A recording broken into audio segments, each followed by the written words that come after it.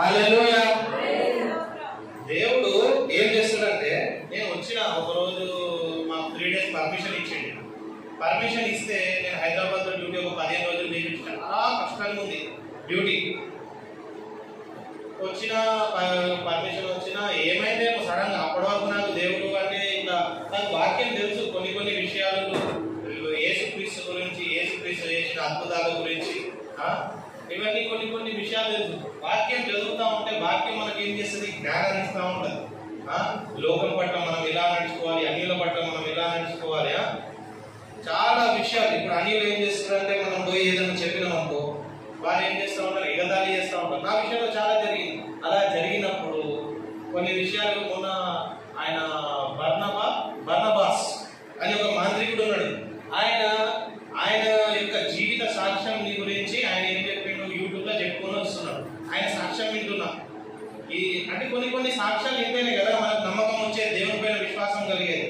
అయితే ఆయన సాక్ష్యం వింటున్నా. ఆయన మాంత్రికుడు నుంచి దైవ సేవకుడు ఎట్లయిందో అలాంటి విషయాల గురించి నేను తెలుసుకొని ఇట్లా సోఫా మా గ్యారేజ్ ఉంటుంది, అంటే షెడ్ ఉంటుంది మాది ఒకటి.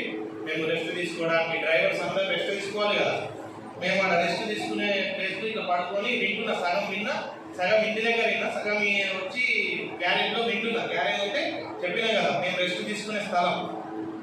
వింటుంటే ఒకడు యూనిఫామ్ వేసుకుంటూ వచ్చి ఇట్లా తొంగి వస్తున్నాను. ఈడేంద్ర బాబు ఎన్నడు లేని అన్ని ఇంటున్నాడు దేవుని అని. ఏద్రా బాబు ఎప్పుడు లేని ఫస్ట్ టైం చూస్తున్నారా నీకు, ఇంతరం ఏం చూస్తున్నారా అని అడిగి, ఏం లేదు ఇట్లా మంత్రాడు దేవుని క్రిస్టియానిటీలో ఎట్లా చేరిండు. అరే బాబు, అది క్రిస్టియానిటీని ఇప్పుడు మీరు ఏంటంటే దేవుని అందరినీ, దేవుళ్ళు క్రిస్టియానిటీ యేసుక్రీస్తు దగ్గర వాళ్ళని ఆకర్షించాలని ఇలాంటి అందరూ బోగస్ చేస్తూ ఉంటారా, అవన్నీ నమ్మద్రా అని చెప్తున్నారు. అప్పుడు నా మైండ్లో ఇట్లా ఏదైందంటే, అప్పటి వరకు ఒక 10 రోజుల నుంచి నా విశ్వాసం ఏమైందంటే, కొద్దిగా మైండ్లో అతలాకుతలం చేసింది. వచ్చిన మైండ్ స్థిరంగా లేదు, ఏం చేయాలో అర్థమైంది. ఏది నిజంగా కొన్ని డౌట్లు వస్తున్నాయి. డౌట్లు అంటే తెలుగులో ఏమంటారు, సందేహాలు వస్తున్నాయి. అసలు పోయి బెడ్ మీద పడుకున్నారు. మా భార్య చెప్తున్నాయి, మా భార్య కొద్దిగా నాకు అట్లా కాదు, అట్లా సాధారణ మనల్ని ఇట్లా చేస్తూ ఉంటుంది, ఆయన దూరిందేమో అట్లా చెప్తున్నది. తర్వాత వెంటనే వచ్చేమో ఒక 1/2 hour 1 hour అయిన తర్వాత నాకు ఏం దొరకకపోతే బైబుల్ వాక్యం తీస్తే అలా అబ్రహాం గురించి చదువుకున్నా అనమాట. అబ్రహాంకి 100 ఏళ్ళ వరకు సంతానం లేదు. దేవుడు ఏమని ఆయన వాగ్దానం ఇచ్చాడు అబ్రహాంకి, నీ యొక్క సంతానానికి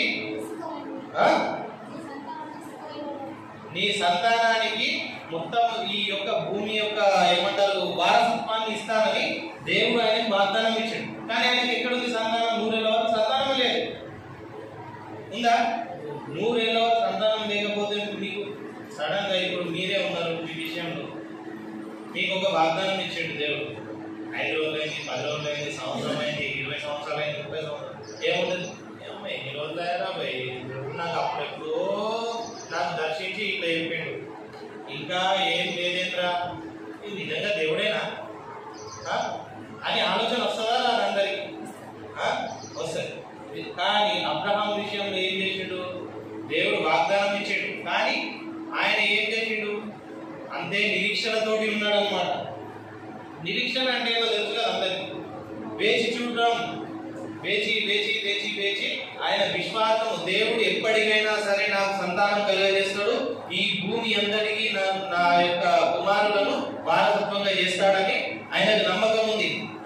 ఆ నమ్మకాన్ని ఎప్పుడు ఆయన ఇస్సాకు మరియు ఇస్మాయిల్ అని 2 కొడుకులు పుట్టిన తర్వాత అప్పుడు వారందరికీ సంతానం ఉంది. అందరికీ ఆయన దేవుని యొక్క వాగ్దానము అప్పుడు నెరవేరింది అనమాట. ఇప్పుడు బైబిల్ నందు మనం ఏం చదువుతున్నాం? వీరందరూ ఎవరు? అబ్రహాం యొక్క సంతానం ఎవరు? అబ్రహాం సంతానం అందరూ ఎవరు? వారసత్వము, దేవుని యొక్క వారసత్వము. ప్రభు యేసుక్రీస్తు కూడా దేవుని యొక్క వారసత్వం. అందుకనే దేవుని కుమారుడని ఆయనకి ఎవరు? ఈయనే నా యొక్క ప్రియ కుమారుడని పరిశుద్ధ ఆకాశము 2 ఇట్లా తెరవబడి పావురం వచ్చి యోహాను బాప్తిసం ఇచ్చేటప్పుడు ఏమని చెప్పింది? ఈయనే నా ప్రియ కుమారుడు అని చెప్పింది. అంటే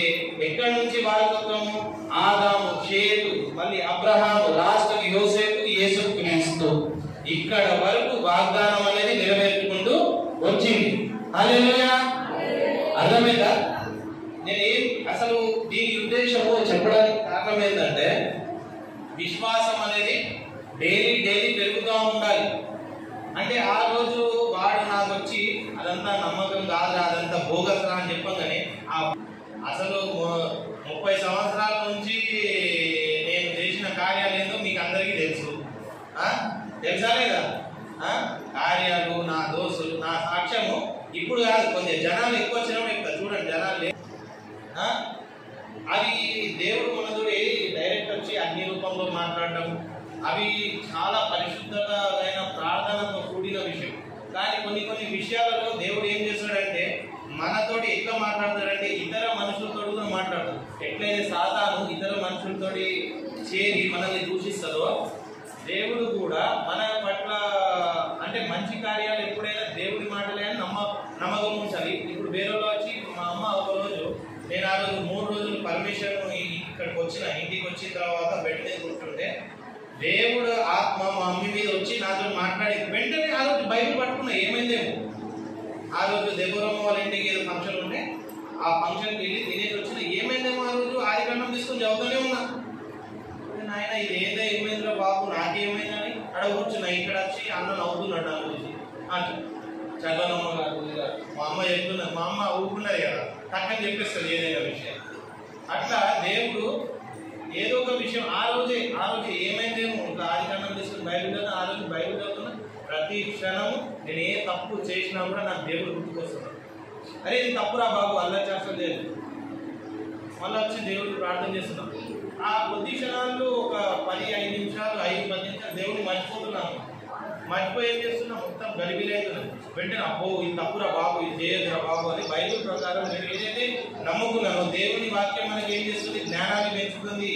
దేవుని పట్ల మనం దేవుని బాటలో ఎట్లా నడవాలో మనకు నేర్పుతుంది.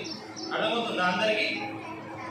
అందుకని అందరు ఎవరైనా సరే, ఇప్పుడు కొంతమంది ఉంటారు నాకు ఇంకా ఏంది సంతానం అవుతలేదు, నేను అనుకున్నది అవుతలేదు. కానీ ఎప్పుడైతే మీ విశ్వాసం కోల్పోతారో అది మొత్తానికి జరిగింది. విశ్వాసం వేచి ఉంటారు. ఎన్ని సంవత్సరాలు అండి, ఇప్పుడు నేను 30 సంవత్సరాలు బతుకుతా. ఇది ఇక్కడ చచ్చేది మొదటి మరణం. రెండో మరణం ఎట్లుంటుందో తెలుసా? ఎట్లుంటుంది రెండో మరణం? అగ్ని ఆరదు, పురుగు చావదు. అక్కడ అగ్ని ఆరకుండానే అంతే ఉంటది, అంతే అట్లనే యుగ యుగాలుగా అట్లా కాల్చబడతాం. ఎప్పుడు నువ్వైనా ప్రభు అయిన యేసుక్రీస్తు శిలువలో ఎందుకు రక్తం కాచిండు? మన పాపాలని కడగడానికి మాత్రమే.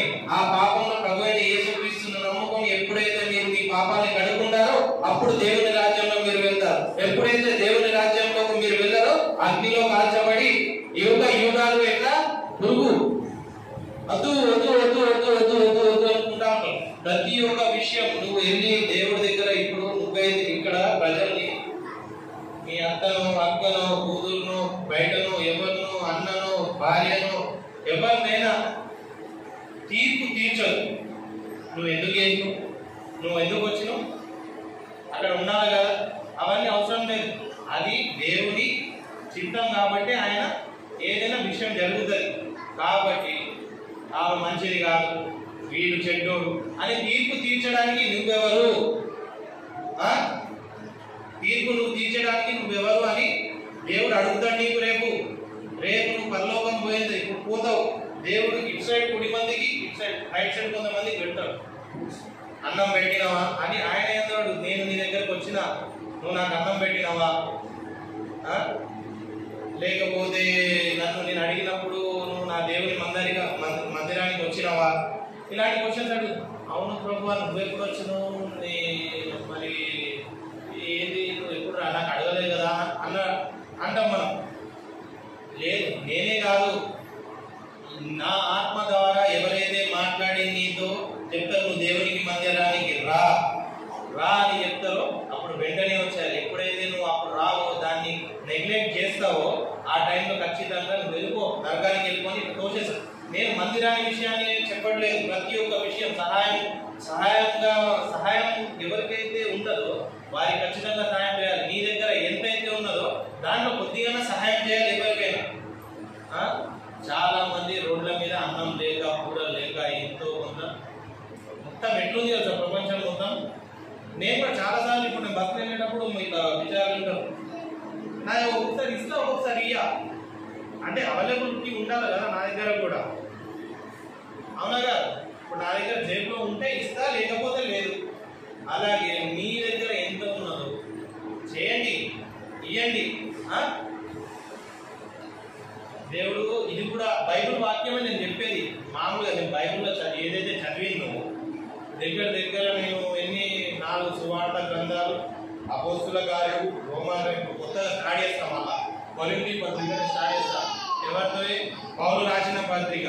పౌలు రోమాకి పత్రిక చాలా పత్రికలు రాస్తాడు. ఏమని?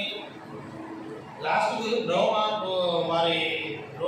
పౌలుకు మొత్తం ఏషియా అన్ని దేశాలు విదేశాలు అన్ని తిరిగి పడవలో తిరుగుతూ ఉంటే అందరికీ మళ్ళీ రిటర్న్ యెరూషలేముకి వచ్చిన తర్వాత వాళ్ళకి కొన్ని లెటర్స్ రాస్తా ఉంటాడు అన్నమాట. ఎవరికి? రోమన్ సామ్రాజ్యం. రోమా సామ్రాజ్యం తెలిసి మీకు అర్థమవుతుందా నేను చెప్పే మాటలు ఏమన్నా?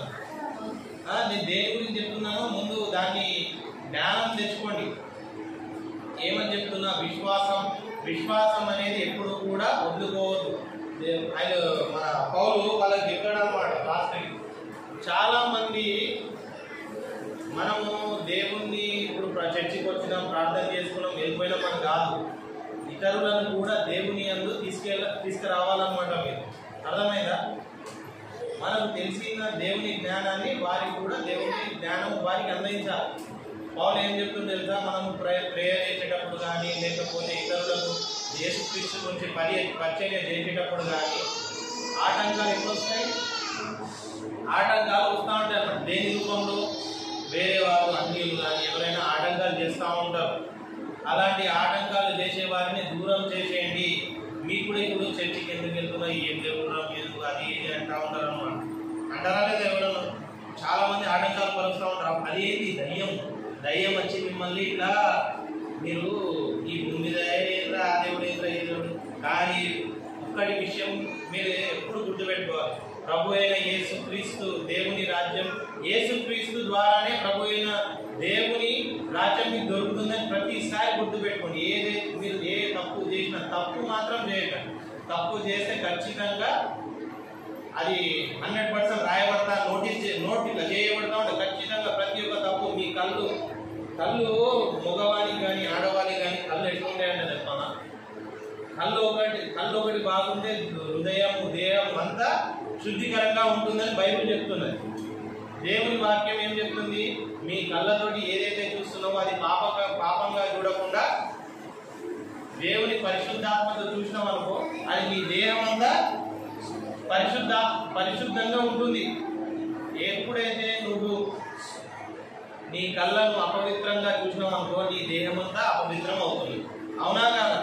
కాబట్టి ఇక్కడ ఇంకొక 30-40 సంవత్సరాలు బతుకుతారేమో. ఇప్పుడు దెబోరమ్మ పరలోకంలో ఉంది తెలుసా మీ అందరికీ? ఆమెతో మా భార్యతో వచ్చి మాట్లాడింది. అదే రోజు మా నాన్నతో వచ్చి మాట్లాడింది. అర్థమైందా?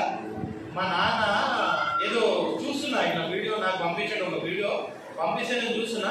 దెబోరమ్మ వచ్చిన ఈమె అప్పుడే నాకు ఏదో చెప్తున్నది వాక్యం. ఈమె దెబోరమ్మ ఇట్లా నైట్లో వచ్చి నాతో మాట్లాడింది. నువ్వు ప్రార్థన చేయమ్మా, బాగా ప్రార్థన చేయు, సంఘాన్ని అభివృద్ధి చేసుకోవాలని ఆమె నాకు ఏమి చెప్తుంది. వెంటనే డాడీ ఒక వీడియో పంపించాడు. వీడియో చూస్తున్నా. రాత్రి నాకు దెబోరమ్మ మాట్లాడిందని ఇక్కడ ఆ వీడియోలో సంఘంలోనే అదే రోజు పోయిన సండే అయిపోయినా అనుకుంటా దెబోరమ్మ గురించి. ఎవరికైనా గుర్తుందా? ఏదో వీడియోలో దెబోరమ్మ మాట్లాడిందని చెప్తున్నాడు. వెంటనే డాడీ అవును డాడీ ఈమె కూడా మాట్లాడిందంట, ప్రార్థన చేయమని. అంటే దేవుడు ఎక్కడికి ఇక్కడ ఉన్న సంఘాన్ని ఒకవేళ మీరు నిజంగా ప్రార్థన ఎట్లా చేయాలంటే ప్రార్థన గట్టిగా చేయాలి. నేను చేస్తున్నా, అందుకని మీకు చెప్తున్నా. నేను చేయకపోతే మీకు అసలు చెప్పాలి. నేను ఎలాంటివానో ఇప్పుడు నిన్న నైట్ వచ్చి ఇంట్లో బయట అడుగు పెట్టాలి. పోపుతే అయితలేదు నాకు, పోపుది కాదు. లేకపోతే వస్తే ఎట్లా ఒప్పుతుండే తెలుసా? నా సాక్ష్యం ఒక రోజు చెప్తా మీకు. ఎప్పుడు ఒకవేళ నెక్స్ట్ సండే వీలైతే నాకు తెలిసి నెక్స్ట్ సండే ఎలక్షన్స్ ఉన్నాయి కదా, మోడీ వస్తున్నాడు. అది అందోలేడు, మాది డ్రైవింగ్ కాబట్టి అందరినీ తీసుకెళ్ళాలా పడుతుంది. మళ్ళా ఏపీలో ఎలక్షన్ జరుగుతుంది, అది కూడా వెళ్ళాలా పడుతుంది. మేబీ వస్తానో రానో కూడా తెలియదు. ఏదో ఒక రోజు జనాలు 31 డిసెంబర్కు ఎప్పుడో అవుతుంది. నా సాక్ష్యం చెప్తాను మీకు. ఘోరమైన సాక్ష్యం ఉంటుంది. అది ఆ సాక్ష్యం విని ఇట్లా ఉరుక్కుంటూ వస్తారు తెలుసా. జిగటగల ఊబి నుండి లేవనెత్తెను, సమతల గల భూమిపై నన్ను నడిపెను. జిగటగల భూమిపై జిగటగల భూమిను లేవనెత్తెను, సమతల గల భూమిపై నన్ను నడిపెను.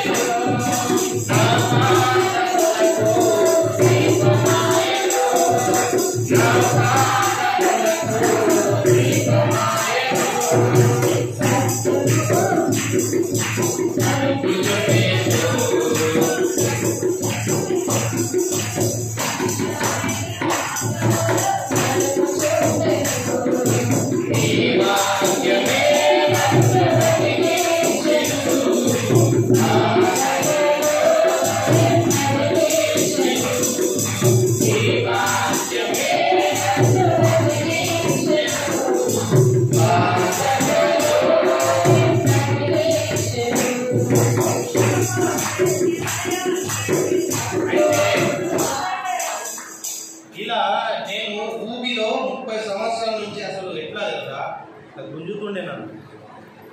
నేను లోపల పడుకుంటాడు, ఇక్కడ ఆనందం జరిగితే అక్కడ పడుకుంటుండే తెలుసా మీకు. మీరు అచ్చలు అందరూ ముచ్చలు పెట్టండి, అవ్వా అయ్యా మిల్లా అయ్యా అన్నీ అడిగి పడుతుండే.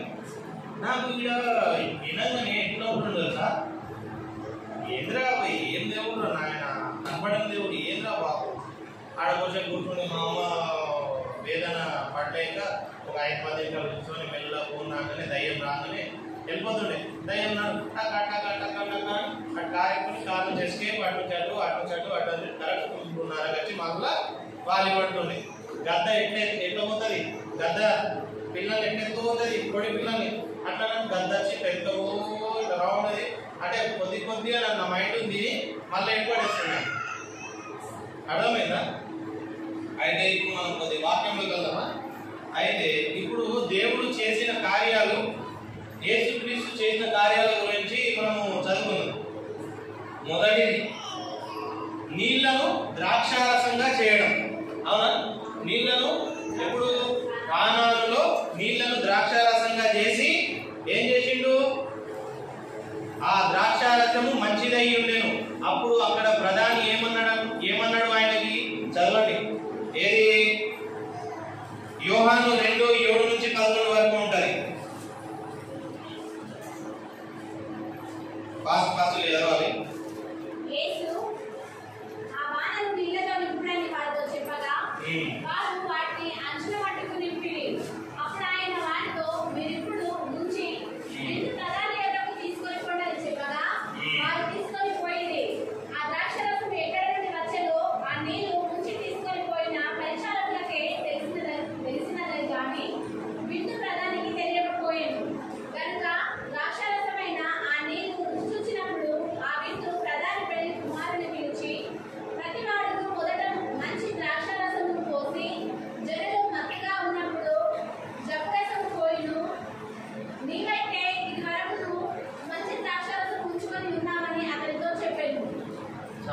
అయితే అక్కడ ఒక కాలంలో మీకు స్టోరీ కొంతమంది తెలియదు, కొంతమంది బైబిల్ చదివేవాళ్ళకి అందరూ తెలుసు. కాబట్టి నేను తెలియని వాళ్ళకి జ్ఞానాన్ని ఇవ్వడానికి నేను చెప్తున్నాను అన్నమాట. నాకు ఏదైతే దేవుడు జ్ఞానాన్ని ఇచ్చిండో నాకు కూడా తెలియదు మొన్నటి వరకు కాలంలో ఇట్లా జరిగిందని. అది ఒక దేవుని యొక్క యేసుక్రీస్తు యొక్క మొదటి కార్యం అని కూడా తెలియదు. అయితే మీరు కొంతమంది తెలుసుకోవాలి ఏంటంటే దేవుని యొక్క క్రియ ఇట్లా మీ ఎందుకు జరుగుతుంది అన్నమాట. అయితే దీనికి చెప్పడానికి రీజన్ ఏంటంటే ప్రతి ఒక్కరూ విశ్వాసంతో ప్రార్థన చేస్తే ఖచ్చితంగా ప్రభు అయిన యేసుక్రీస్తు కూడా తన తండ్రి అయిన యెహోవాకి ప్రార్థన చేశాడు. 40 రోజులు ఉపవాసం చేశాడు.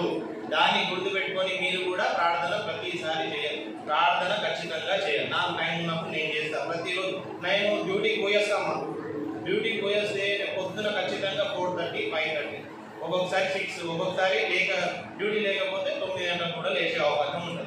డ్యూటీ ఉంటే మాత్రం ఖచ్చితంగా 4:30కు లేస్తా, లేచి ప్రార్థన చేసుకొని కథ వెళ్ళిపోతున్నా. మళ్ళీ 11, 11:30కు వస్తా. 11 ఆ టైంకి మార్నింగ్ లేస్తాం కదా, లేకపోతే మనకి ఏమైతే నిద్ర వస్తుంది, పడుకుంటా. లేచి మళ్ళీ బైబిల్ చదువుకుంటా, చదువుకొని మళ్ళీ 4 గంటలకు డ్యూటీకి వెళ్తా. ఇట్లా ఇది నా డైలీ రొటీన్ అన్నమాట. అయితే ఇక్కడ నేను చెప్పడానికి ఇది చదివిన కారణం ఏంటంటే బైబిల్లో అక్కడ అక్కడ ఒకటి పెళ్లి జరుగుతుంది అన్నమాట. ఎక్కడ కానాన్లో. అక్కడ మరియకు మరియు యేసుక్రీస్తు. మరియ ఎవరమ్మా? మరియ ఎవరు? యేసుక్రీస్తు యొక్క తల్లి. ఆయనకు మరియు యేసుక్రీస్తుకు ఆయనకి ఇప్పుడు మనకి ఎట్లయితే పత్రికలు పంచుతారో అక్కడ కూడా వారికి ఇన్విటేషన్ వచ్చిందన్నమాట. ఇన్విటేషన్ తెలుగులో ఏమంటారు? పత్రికనేనా? ఇన్విటేషన్, ఆహ్వానం వచ్చిందన్నమాట. ఎవరికి? యేసుక్రీస్తుకు, ఆయన తల్లి. అయితే అప్పుడు కానానికి వెళ్ళినప్పుడు అప్పట్లో ఏంటంటే ద్రాక్షారసము విందులో కంపల్సరీ. విందులో అంటే ఏది భోజనం చేసేటప్పుడు ఖచ్చితంగా ద్రాక్షారసం అవసరం. అప్పుడు ద్రాక్షారసం అయిపోయింది అనమాట. ఎక్కడ? కానాన్లో జరిగే పెళ్లిలో ద్రాక్షారసం అయిపోయింది. అప్పుడు వీళ్ళందరూ ఎట్లా చేయాలని ఆలోచిస్తే యేసు యొక్క తల్లి మరియ వచ్చి యేసుక్రీస్తును అడిగిందనమాట. ఏం అడగలేదు. అడగకపోయేసరికి అమ్మ నా ఎందుకు నీకు నాతో పని ఏమి అని అప్పుడు యేసుక్రీస్తు మరియ చెప్పేసింది అనమాట. ఆయన తల్లికి చెప్పగానే అప్పుడు తల్లి పోయి అక్కడ ఉన్న శిష్యులు ఎప్పుడైతే ముందు శిష్యులు సీమోను, యోహాను, పేతురు వీళ్ళందరూ ఉన్నారు కదా, వాళ్ళందరూ ఆ బాణాల దగ్గర ఉన్నారు. బాణాలు అంటే కుండలు, ద్రాక్షారసం యొక్క కుండలు. ద్రాక్షారసం యొక్క కుండలు 6 కుండలు ఉంటాయి. ఆ 6 కుండలు అంటే దాని యొక్క మీనింగ్ ఏంటో తెలుసా మీకు? ఎవరైనా తెలిస్తే చెప్పండి. 6 కుండలు అంటే ఏంటో తెలీదా? బాణాలు. అప్పటి కుండలని బాణాలు అనేవి. బాణాలు అంటే చెక్కతో తయారు చేస్తారు. ద్రాక్షారసాన్ని నిల్వ చేయడానికి చెక్కతో తయారు చేస్తారు అన్నమాట. 6 బాణాలు దేనికి సూచిక తెలుసా? దేవుడు భూమిని ఆకాశాన్ని 6 రోజుల్లో ఎలా సృష్టించాడో ఆ 6 బాణాలు 6 దినాలని సూచిస్తుంది. సరే, వాక్యం వెళ్ళింది. అయితే అట్లా అక్కడ ద్రాక్షారసం అప్పుడు దేవుడు ప్రభు అయిన యేసుక్రీస్తు వారి శిష్యులకి ఏం సెలవిస్తాడు? మీరు ఆ 6 బాణాలని నీళ్లతో నింపమని చెప్తాడు. అర్థమవుతుందా? తెలియని వారు తెలుసుకోండి. అర్థమవుతుంది కదా నేను చెప్పేది? యేసుక్రీస్తు ఆ 6 బాణాలని ద్రాక్షారసం అయిపోయిందమ్మా. ఇంటున్నారా ఎవరైనా? ఇంటున్నామా? ద్రాక్షారసం అయిపోయింది. అక్కడ పెళ్లిలో ద్రాక్షారసం అనేది అయిపోయింది మొత్తానికి. ఇంకా ద్రాక్షారసం కావాలి ఆ విందులో అంటే ఆ పెళ్లిలో వంటకం తినేటప్పుడు వాళ్ళకి ఏం కావాలా? ద్రాక్షారసం కావాలి. ఆ ద్రాక్షారసం కావాలన్నప్పుడు ప్రభువైన యేసుక్రీస్తు ఏం చేసిండు? ఆ బాణాలలో నీళ్లు నింపమని చెప్పిండు అనమాట. అప్పుడు వెంటనే శిష్యులందరూ కలిసి ఇదేంటి నీళ్లు నింపమంటున్నాడని నీళ్లు నింపేసారు. వెంటనే దేవుడు ప్రార్థన చేయగానే అది ద్రాక్షారసంగా మారిపోయింది. ఆ విషయం ఎవరికి తెలుసు? కేవలం శిష్యులకు మాత్రమే తెలుసు ఆ కార్యం ఎలా జరిగింది. హల్లెలూయా! వెంటనే ఆ నీళ్లు ఏమైపోయింది? ద్రాక్షారసంగా మారిపోయింది. నీవు ఇప్పుడు ఎలా ఉన్నావు? నీవు పరిశుద్ధతను అపవిత్రతను కలిగి ఉన్నప్పుడు దేవుడు నీ యందు క్రియ చేస్తే నీవు కూడా ఏమైతావు? మంచి ద్రాక్షారసం లాగా నువ్వు కూడా పరిశుద్ధుడివి అవుతావు. హల్లెలూయా! దేవునికి స్తోత్రం. అయితే ఇలా ఆ ప్రధాని పోయి ఆ ద్రాక్షాన్ని ఇచ్చేస్తాడు అన్నమాట. ప్రధానికి శిష్యులు పోయి అబ్బా ఏంద్రా నాయన నీరు ద్రాక్షారసంగా ఇక్కడ ఏంద్రా నాయన అని ఆ ద్రాక్షారసాన్ని తీసుకెళ్లి ప్రధానికి వెళ్ళి ఇంతకుముందు ద్రాక్షారసం ఏమో మొత్తం పుల్లగా మొత్తం పాసిపోయినట్టు ఉన్నది. అంటే నా వర్షంలో వెళ్తున్నా అంటూ అట్లా లేదు, కానీ అట్లా ఇట్లా పులిసిపోయింది. నేను ఇప్పుడు ఇచ్చిన ద్రాక్షారసం ఏంద్రా బాబు ఇంత బాగుంది.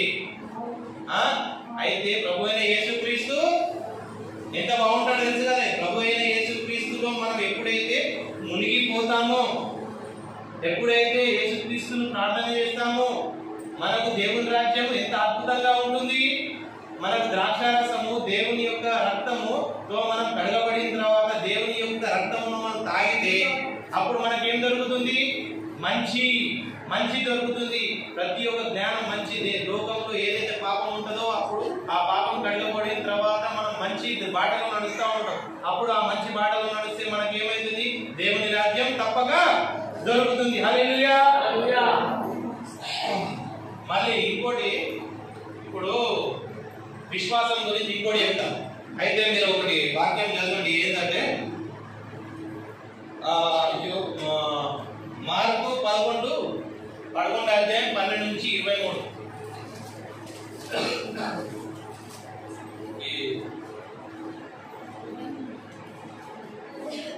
మార్కు గట్టి కొద్దిగా మైక్ తీసుకొని చదవండి. అందరికి కొంచెం స్లోగా చదవండి, తొందరగా లేదు. దీని తర్వాత ఎవరు చదివేటప్పుడు చదవండి. 11 అధ్యాయం 12 నుంచి 23 కంటిన్యూ. కొంచెం స్లోగా చదువు, మెల్లగా. మరునాడు వారు బెతనియా నుండి వెళ్ళుచుండగా ఆయన ఆమెతోని ఆకులు గల ఒక అంజూరపు చెట్టును దూరము నుండి చూచి దాని మీద ఏమైనా దొరుకునేమో అని వచ్చాడు. దాని వద్దకు వచ్చి చూడగా ఆకులు తప్ప మరేమీ కనబడలేదు. ఏలయనగా అది అంజూరపు పండ్ల కాలం కాదు. అందుకాయన ఇక మీదట ఎక్కడికి ఈ పండ్లు ఎవరునూ తినబొద్దురుగాక అని చెప్పాను. ఇది ఆయన శిష్యులు వినలేదు. వారు దక్షిణమునకు వచ్చినప్పుడు ఆయన దేవాలయంలో ప్రవేశించి దేవాలయంలో క్రయ విక్రయములు చేయువారిని వెలుగొట్టనారంభించి రూపలు మార్చు వారి బల్లలను గొప్పలను వారి పీటలను పడద్రోసి ప్రొద్దున వారు మార్గమున పోచుండగా అంజూరపు చెట్టు వేళ్ళు మొదలుకొని ఎండి ఉంట చూసిరి. అప్పుడు పేతురు ఆ సంగతి జ్ఞాపకములకు తెచ్చుకొని, బోధకుడా, ఇదిగో నేను శపించిన అంజూరపు చెట్టు ఎండిపోయినని ఆయనతో చెప్పాడు. అందుకు యేసు వారితో ఇట్లనెను, మీరు దేవుని యందు విశ్వాసముంచుడి. ఎవడైనను ఈ కొండను చూచి నీవు ఎంతబడి సముద్రంలో పడవేయబడమని చెప్పి తన మనస్సులో సందేహింపగా తాను చెప్పినది జరుగునని నమ్మిన ఎడల వాడు చెప్పినది జరుగునని మీతో నిశ్చయముగా చెప్పుచున్నాను.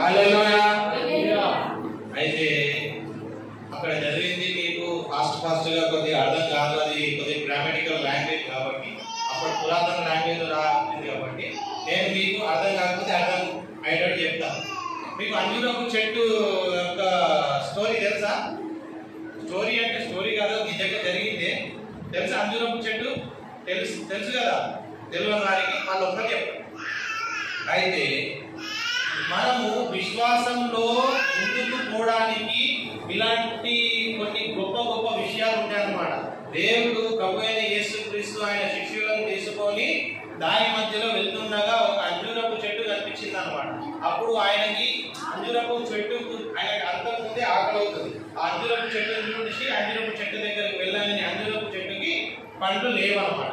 ఆ పండ్లు లేనప్పుడు దేవుడు ఏమన్నాడు, నాకు ఆకలి అవుతుంది కానీ ఇది ఆకలి తీర్చేది కాదు, కాబట్టి నువ్వు వెళ్ళిపో అని వెళ్ళిపోతారు. వెళ్ళిపోయిన తర్వాత అక్కడ ఒక కపర్నహూము అని ఒకటి మందిరం ఉంటుంది అనమాట. ఆ మందిరంని అన్యులు అందరూ కలిసి దాని యొక్క మార్కెట్, ఇప్పుడు మన యొక్క మార్కెట్ ఎట్లుంటుంది, కొన్ని సంఘాలు అవి సంఘాలాగా చేసేసి గొర్రెలు అన్ని అమ్మకాలు జరుగుతూ ఉంటారన్నమాట. అక్కడ జరుగుతూ ఉంటే అక్కడ అంతా మొత్తము కింద పడేస్తాడు, అన్ని కింద పడేసి వారికి వార్నింగ్ ఇచ్చేది, అదంతా క్లీన్ చేపించేసి తిరిగి రిటర్న్ లో వచ్చేటప్పుడు అంజూరపు చెట్టు దగ్గర నుంచి వెళ్తా ఉంటాడు. అప్పుడు పేతురు దాన్ని జ్ఞాపకం ఇది అది ఆ చెట్టు ఎండిపోతుంది అన్నమాట. ఆ పేతురు ఆ యొక్క చెట్టుని చూసి అది ఎండిపోవడం చూసి ఆశ్చర్యపోయి అప్పుడు జ్ఞాపకం చేసుకుంటాడు అనమాట. అప్పుడు దేవునికి ప్రభు అయిన యేసుక్రీస్తు తెలిసిపోతుంది ఆ పేతురు ఇలా మనసులో అనుకుంటున్నాను. అప్పుడు యేసుక్రీస్తు ఏమంటాడు, నీవు ఆ కొండను ఎత్తుకొని ఏంటి ఆ చదువు ఒకసారి, కొండను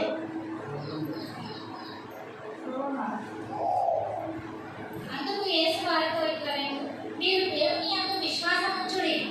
ఎవడైనను ఈ కొండను చూచి నీవు ఎత్తబడి సముద్రంలో పడవేయమని చెప్పి తన మనస్సులో సందేహింపగా తాను చెప్పినది జరుగుతుందని నమ్మినే కదా. చాలు. అయితే ఆ కొండ ఏ కొండ అయినా సరే ఒకవేళ మీరు విశ్వాసము చేత అది ఖచ్చితంగా నాకు దేవుడు ఇస్తాడని నమ్మకంతో నువ్వు ఎప్పుడైతే ప్రార్థన చేసుకొని విశ్వాసముతో ఉంటావో, ఎలాంటి దేవుడు ఆ టైంలో ఏం చెప్తున్నాడు, ఆ అంజురపు చెట్టు నా మాట వల్ల, దేవుని యొక్క శక్తి వల్ల ఎలా ఎండిపోయిందో, అక్కడ దూరం కనబడుతున్న ఆ కొండ కూడా అలాగే నువ్వు ఎక్కబడి ఆ సముద్రంలో పడేయాలి అంటే అంతే జరుగుతుందని దేవుడు ఆయన శిష్యులకి ఏం చెప్తున్నాడు? పరిచర్య చేస్తున్నమాట. దేవుని యొక్క శక్తి, విశ్వాసం గురించి ప్రభు అయిన యేసుక్రీస్తు పేతురుతో వాళ్ళ యొక్క శిష్యులతో దేవుని యొక్క పరిచర్య చేస్తున్నమాట. రేపటి రోజు నేను ఆయన తెలుసు, ఆయన సిలువలో మరణిస్తాడు, దేవుని దగ్గరికి వెళ్ళిపోతాడని తెలుసు. కాబట్టి ఇలాంటి విషయాలలో విశ్వాసం గురించి ఆయన శిష్యులకు ముందే వీటి గురించి చెబుతున్నాడు అనమాట. మీరు కూడా నేను దేవుని దగ్గరికి వెళ్ళిపోయిన తర్వాత మీకు కూడా దేవుని రాజ్యం కలగాలంటే మీరు కూడా విశ్వాసం నుండి ప్రార్థన చేసి పరిచర్య చేయాలని దేవుడు వారికి చెప్తున్నారు అనమాట. ఏమని? విశ్వాసంతో ఉండమని. హల్లెలూయా. అర్థం కాకపోతే కొద్దిగా చేతులు చెప్తారు. నేను చెప్పేది ఏమన్నా ఫాస్ట్ చెప్తున్నట్టు అనిపిస్తుంది, అర్థమవుతుందా? ఎందుకంటే ఇది నా ట్రైనింగ్ మాత్రమే. నేను ఒకవేళ దీంట్లో విద్వాంసుడు అంటారు అయినందుకో ఏమో ఒక 1 year లోపల ఈ బైబిల్ ట్రైనింగ్ అనేది కంప్లీట్ చేసేస్తా. నాకు టైం ఉన్నప్పుడు ఈ 2 వారాల్లో ఒక దగ్గర 6 చదివిన, 4 సువార్తలు, 1 అపోస్తుల కార్యము, 1 రోమాపత్రిక, 6 చదివిన. ఇంత 14 days, 14 రోజులలో ఇవి 6 చదివినా అన్నమాట. మేబీ తొందరగా కంప్లీట్ చేస్తా. అంటే ఇవి నేను ఇప్పుడు వచ్చిన తర్వాత ఫలానా తీసుకొని చెప్దామని ఐడియా మీకు అని కొద్దిగా నాకు కూడా జ్ఞాపక శక్తి పెరగాలి కదా. వాళ్ళకి ఇంకా జ్ఞానం పెరుగుతుంది, విశ్వాసం పెరుగుతుంది. అవునా? కొంతమందికి ఏముంటుంది, ఇవాళ పొద్దున ఎవరికైనా సరే ఇప్పుడు అనుకుంటాం ఇల్లు రన్నింగ్ చేయాలా, బాగా ఉరకాల అని ఉరుకుతాం. 1 రోజు, 2 రోజులు ఉరుకుతాం, 3 రోజులు పడుకుంటాం. ఇక పడుకున్న తర్వాత పొద్దున్న 1 రోజు రెస్ట్ తీసుకుంటాం. ఆయన బాగా 1 రోజు రెస్ట్ అయిపోతుంది, నెక్స్ట్ డే మళ్ళీ పడుకుంటాం, లేస్తాం, మళ్ళీ ఏమవుతుంది? పొద్దున నాయన. ఇట్లనే ఏమైతుంది? దేవుణ్ణి దూరం పెట్టేస్తాం అన్నమాట.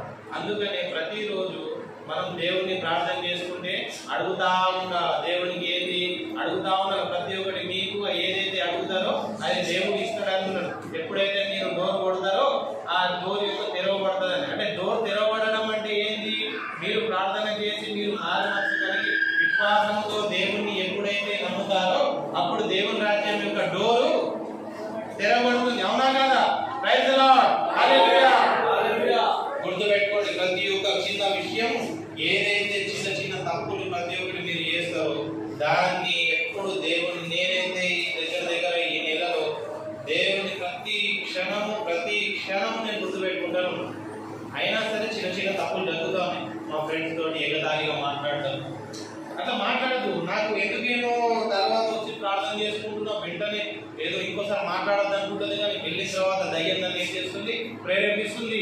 వాళ్ళు వచ్చి నన్ను గెలకడం. అంటే ఇప్పుడు మామూలుగా ఇప్పుడు 6 సంవత్సరాల నుంచి వాడితో ఉన్నా, అన్నిటితో తిరిగిన, ఎట్లుంటుంది ఫ్రెండ్షిప్? మామూలుగా మాట్లాడు. ఆ టైంలో మాట్లాడద్దు, దేవుని వాక్యం చదువుకోవాలా. అక్కడ ఖాళీ టైంలో నేను బాధగా కొడుతూ ఉంటాను మ్యాక్సిమం. ఆ ఖాళీ టైంలో బాధగా నీ కొట్టకుండా దేవుని వాక్యం చదువుకుంటున్నాం. ఒక 2 రోజులు చదువుకోలేదు. అది ఆ ప్రేరేపణ ఏంటి తెలుసా? దయ్యం యొక్క ప్రేరేపణ. ఒకరోజు చదువుకొని నెక్స్ట్ డే చదవముడు అదేంటి? దయ్యం యొక్క ప్రేరేపణ. దయ్యం మీరు ఎప్పుడు ఆలోచించాలి. నువ్వు ఏదైతే ఒకరోజు ప్రార్థన చేసి నెక్స్ట్ ఒక కొంచెం అయినా ఈ 12 రోజులు చేసుకుంటుంటే ఇట్లా వస్తుంది, పడుకున్న కొంచెం నిజంగా వస్తుంది నాకు. మీరు ఏమనుకోకండి, అందుకని కొద్దిగా యాక్టింగ్ చేసి చూపెట్టు. అయితే ఇట్లా అనుకుంటాం కదా, అప్పుడు ఏమనిపిస్తుంది? దయ్యం అనేది మీకు ప్రేరేపిస్తుంది.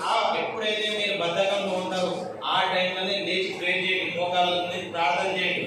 నాకు నిజంగా చెప్తున్నా కదా, నాకు నా యొక్క నెల యొక్క నా ఒక్కడికి, మా ఫ్యామిలీ కాదు, పిల్లలకి వాళ్ళకి వదిలేసి నా ఒక్కడి కట్ చేసిన దగ్గర 10 నుంచి 20 వేలు ఉంటుంది. నా ఒక్కడిని కట్ చేయి. ఆ సాక్ష్యం ఏదైతే చెప్తా ఎట్లా 20 వేలు కట్ చేస్తుంది. ఈ బాంధడానికి వస్తే నాకు ఇట్లా తక్కువ 10 వేలు అయిపోతే 4-5 రోజుల్లో, 1 రోజుల్లో 2-3 వేలు ఖర్చు. అందరికి నేనే పెట్టుడు. ఏంటంటే దయ్యము ఆర్థికంగా నన్ను దెబ్బతీసింది. ఇప్పుడు మా అమ్మ అంటే అప్పుడప్పుడు చెప్తా ఉంటారు అందరి సంఘం, వాడు అదేది దశంభాగం పంపించాడు. యాడునే దశంభాగం పంపడానికి నాకే సరిపోతలేవు. దశంభాగం పంపించాలంటే యాడికి పంపించాలమ్మా? పంపిస్తారా? చెప్తా, సాక్ష్యం చెప్తా. ఇప్పుడు అందరు లేరు కదా, ఇప్పుడు సాక్ష్యం చెప్పినా అని అందరికీ తెలియదు. కొంత అందరూ మంచి విశ్వాసులు ఉన్నారు. ఇప్పుడు సంఘం మొత్తం నిండిందనుకో, అందులో కొంతమంది అన్ని ఉంటారు, వాళ్ళు తెలియదు, దేవుడు అంటే తెలియని వారు ఉన్నాయి. నన్ను చూసి వాళ్ళు కూడా మాట్లాడాలనే ఉద్దేశంతో ఈ సాక్ష్యం చెప్పడం జరుగుతుంది. నేను కూర్చున్నా ఏమైతేమో మా అమ్మ వచ్చి ఏడ్చుకుంటా మాట్లాడుతుంది. నాన్న ఏంటిరా నాన్న, మనం అందరం కలిసి ప్రార్థన చేస్తే బాగుంటుంది, మనం వాక్యం చెప్తే ఎంత బాగుంటుంది. మీ ఫ్రెండ్ ఒక ఆయన కానిస్టేబుల్ ఉండి ఆయన ఉద్యోగం మానేసి వచ్చి ఇట్లా ప్రార్థన ప్రేయర్ చేసిండు, చర్చి కట్టిండు అంటే ఇప్పుడు మా నాన్న అదే విషయం పొద్దున అంటున్నాడు. అమ్మ వాళ్ళకంటే పొలం ఉందిరా, నీకేమున్నదిరా, ఉద్యోగం తప్ప ఏం లేదు.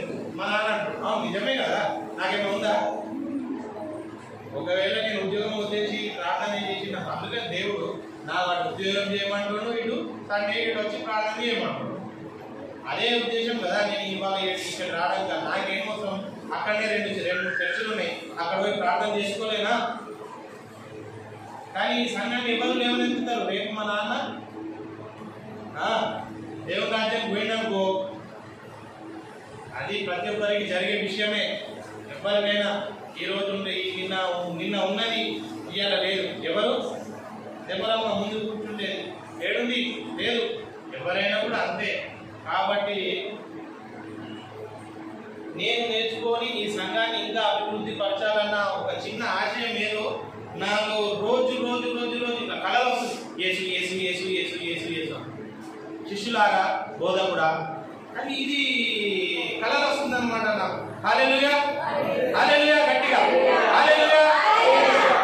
గుర్తుపెట్టుకోండి, నేను బైబిల్ చదివిన కొద్దీ అది మత్తయి, మార్కు, లూకా, యోహాను చదువుతున్నప్పుడు అదే చదువుతున్నా కదా, పడుతున్నప్పుడు బోధకుడా బోధకుడా యేసు నువ్వే క్రీస్తువా అన్నట్టు ఇట్లా కొన్ని కొన్ని కళలు వస్తున్నాయి అన్నమాట.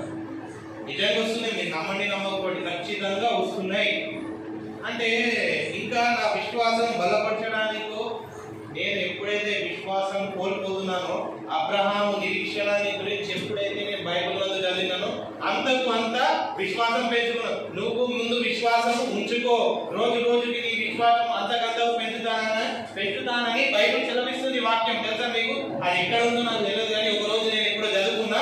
ఆ రోజు విశ్వాసము ఎప్పుడైతే నువ్వు ఒక్కసారి విశ్వాసము దేవుని యందు ఉంచుకుంటావో రోజు రోజుకి అంతకంత విశ్వాసం పెరుగుతుందని బైబిల్ వాక్యం చదివిస్తుంది. హల్లెలూయా. కాబట్టి ప్రతి ఒక్కరు విశ్వాసం ఉంచుకోండి. విశ్వాసం లేని వారికి దేవుని గురించి, యేసుక్రీస్తు గురించి చెప్పి విశ్వాసం తెప్పించండి. ఏదో రకంగా చెప్పాలి, ఏదో రకంగా వాళ్ళకి దేవుని గురించి చెప్పాలి. ఒట్టికేనా దేవుడు యేసుక్రీస్తు ఒక్కడొచ్చి ఒక్కడు వెళ్ళిపోవచ్చు, లేకపోతే 30 సంవత్సరాలు 1000 సంవత్సరాలు బతికి ఇప్పటి వరకు కూడా పరిచయం చేయొచ్చు. యేసుక్రీస్తు శిష్యులను ఎందుకు ఏర్పరుచుకున్నాడు? దేవుని పరిచయం చేయడానికి కదా. పరిచర్య చేయండి. పరిచర్య అంటే ఇప్పుడు ఇంకా దేవునిలో ఇట్లనే నేను బలంగా ఉండి దేవునిలో నడుచుకుంటూ ఇంకా కొన్ని ఇప్పుడు మన చర్చిలో కొన్ని కార్యక్రమాలు చేయాలని నాకు నా భార్యకి కొన్ని తలంపులు ఉన్నాయి. అంటే యవనస్తుల మీటింగ్లు ఇలాంటివి చేసుకొని ఒక మంచి చిన్న వెహికల్ కొనుక్కొని, అదే మన ఫ్యామిలీకి అడిగిన ఒక వెహికల్ కొందాం, సెకండ్ హ్యాండ్ అయినా ఫస్ట్ హ్యాండ్ అయినా దేవుడు ప్రార్థన చేయండి. ఒక మంచి వెహికల్ ని 7 సీటర్ వెహికల్ ని మాకు దేవుడు అనుగ్రహించాలి, మన సంఘానికి అనుగ్రహించాలని అందరూ ప్రేయర్ చేయండి. ప్రేయర్ చేస్తే దేవుడు ఎట్లయినా దేవుడు సహాయం చేస్తాడు. నమ్మకం నుంచి విశ్వాసంతో ప్రేయర్ చేస్తే ఏదైనా ఆ కొండలెత్తి సముద్రంలో విశ్వాసంతో ఆ కొండ వెళ్ళి సముద్రంలో ఉన్నాడంటే కొండ ఖచ్చితంగా పడిపోతుంది. అలాగే విశ్వాసంతో ఖచ్చితంగా నా దగ్గర ఇవాళ కావాలి, దేవుడు ఇస్తాడని ప్రార్థన చేయండి. ఖచ్చితంగా ప్రార్థన చేస్తే దేవుడు మన బలాన్ని వేగిస్తాడు. మనకు వీలున్న సమయంలో నేను కూడా వస్తా, అందరం కలిసి నాకు ఎట్లా డ్రైవింగ్ వస్తుంది, ప్రసాదం వస్తుంది, అందరికి వస్తుంది. కాబట్టి ప్రేర్ చేయండి. వెహికల్ కావాలని వెహికల్ వచ్చిందనుకో మనం మేము ఉన్నా లేకపోయినా మీరు కూడా వెళ్ళి, ఇప్పుడు డాడీ మమ్మీ ఎట్లనే వెళ్తారు, వాళ్ళతో పాటు మీరు కూడా ఆ వెహికల్లో వెళ్ళిపోవచ్చు. అలాంటి ఒక్క వెహికల్ కాకుండా 10 వెహికల్ ఇస్తాడు, ఖచ్చితంగా ఇస్తాడు. హల్లెలూయా. ఖచ్చితంగా దేవుడు మన సంఘం అందరూ దృష్టి ఎక్కున్నారంటే ప్రస్తుతము పాస్టర్ కొడుకు సాక్ష్యం చెప్తానా కదా, ఏదో ఒక రోజు గట్టిగా చెప్తా సాక్ష్యం. ఆ సాక్ష్యం ఎట్లుంటుందంటే అసలు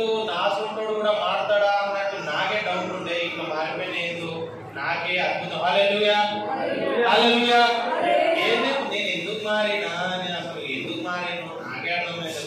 అంటే ఇది ఎందుకు మారినా అని కాదు, నా ఎందుకు ప్రార్థన దేవునికి స్తోత్రాలు స్తుతులు ఎన్ని పోయినాయో నేను మారాలని.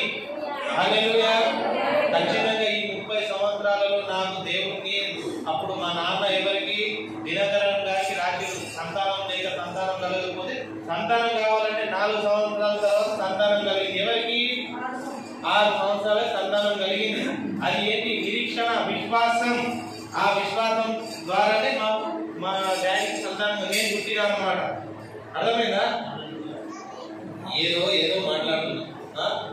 సరే, ఈ చిన్న వాక్యం దేవుడి దీవితో ఇంకా చాలా అసలు ఏదో చెప్పాలనుకున్నా, కానీ ముందుకు గంట అయిపోయింది టైం. అప్పుడే 50 నిమిషాలు చెప్పిన.